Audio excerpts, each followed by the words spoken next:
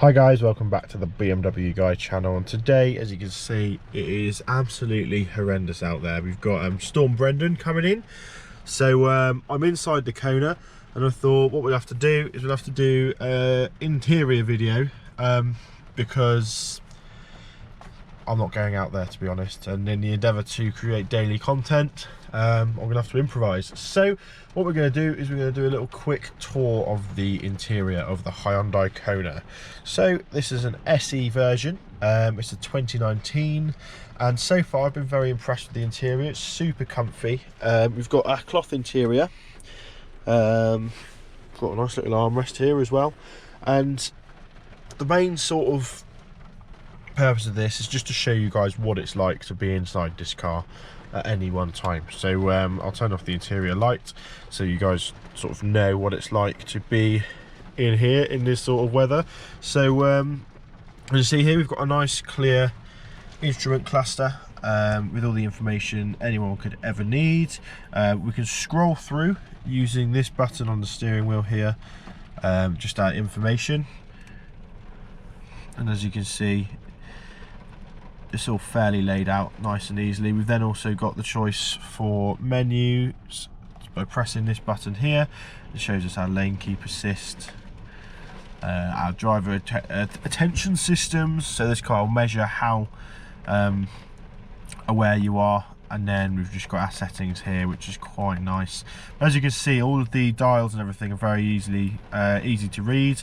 We've got our lane keep assist system here, so that shows us that it's on, and then we also have our downhill stuff there as well shown. So it's yeah, it's a nice easy to read instrument cluster, and I actually think it's quite nice and aesthetically pleasing as well. I'm trying to get the words out there, but this, haven't seen one of these for a while. It wasn't on the BMW. BMW diesels don't seem to have a temperature gauge, even though temperature is just as important as a diesel as it is in a petrol. But yeah, like I said, we've got the steering wheel controls here. They're nice and easy to use. If you've got a Kia Stonic, or you've been looking at a Kia Stonic, you'll notice these are absolutely identical on each car because they're sister cars.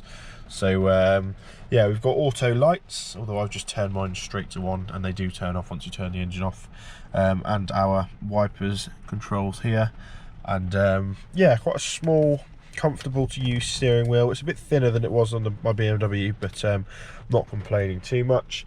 Here then we've got the air conditioning controls, and these are so easy to use, it's unreal. They're pretty self-explanatory. You've got your heat, you've got your fan speed, and you've got your thing. They're just the same as any other car.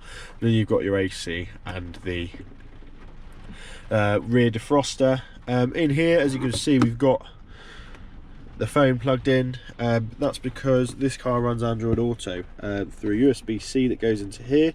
You've then also got another USB just for charging, an aux, and then a 12-volt power socket in there, which is quite nice. This is the 6-speed model, which is one of the best parts about this car, is the fact that it's got 6 speeds, so it's really refined at high speed, sort of on motorway journeys, etc.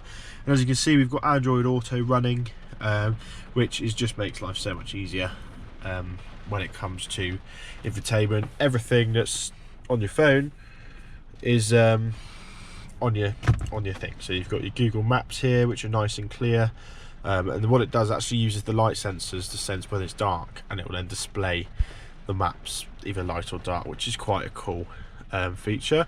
We've then got YouTube Music, which is good, and then we've got Play Music, Phone. It's quite nice how many options you have on this. You can download specific apps for it as well. You've got TuneIn Radio, Waze, and it'll also read the news as well, which is quite cool, and you can get all your podcasts, which is really cool. And because it's all on a touchscreen, it just makes it so easy to use when you're driving, and it's quite a nice responsive touchscreen. As you can see, it does what you've told it to do. So yeah, in the centre here we've got 2 cup holders, which again I'm not used to because the BMW had absolutely 0. So there's a nice little welcome addition, and as you can see we've got a cup holder in there and a cup holder in this door here too. Got your standard mirror controls here and your headlight adjustment, as well as your lane keep assist and various other bits like that. The dials themselves, the vents themselves are fairly okay, and this is fairly free of brittle, horrible plastics. This car, it's quite a nice. It's not a, you wouldn't know it's a budget car. That's the main thing. So yeah, mirrors as well, nice and easy, and then obviously you have the nice big lights here. You get mirrors on both of the sunshades, and we will do a straight pipes visor test, and this thing passes. As you can see, it goes all the way back. So yeah, oh, and also you can toggle these on and off as well, which is quite cool, rather than coming on automatically, because sometimes you don't need them to. It's absolutely horrible out there, isn't it? And then if we take a look now into the back, you've got generous space, 3 seats across the back. 3 adults is quite a push, but you've got plenty of headroom. What I did get from my girlfriend when I put her in the back was that actually when she looked out from the back seat, she struggled to see out the windscreen because her view was blocked, because the back seats are much higher than the front.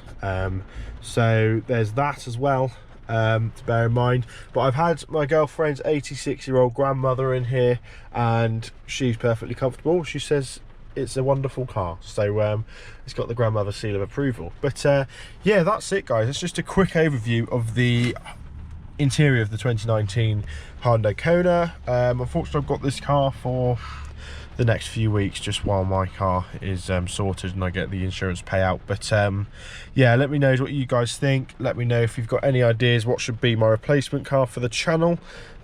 Subscribe for plenty more content on BMWs. We've got the GTE as well, our X3, and yeah, we've got a few nice things lined up. Yeah, thanks for watching guys, and I'll see you next video. Cheers.